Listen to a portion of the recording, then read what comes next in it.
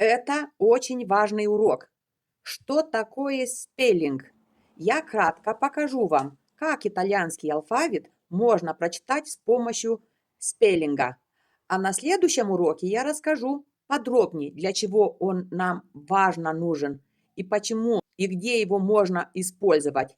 Посмотрите это видео несколько раз. Напишите в комментариях, если вы уже знаете, о чем идет речь, и напишите, что этот урок нужен вам, я сделаю вторую часть, и мы подробно поговорим об этом. Если же комментариев не будет, значит, вам это не интересно, и продолжений я не буду делать.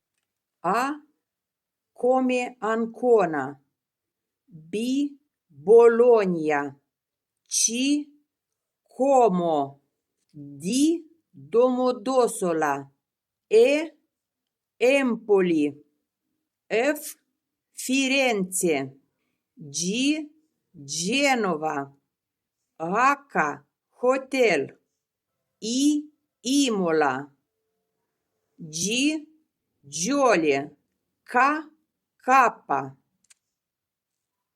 L Livorno, M Milano, N Napoli, O Otranto, P Padova, Q Quadro, R Roma, S Savona, T Torino, U Udine, V come Venezia, W X Jerez и Lungo, можно сказать йогурт, Z Zara.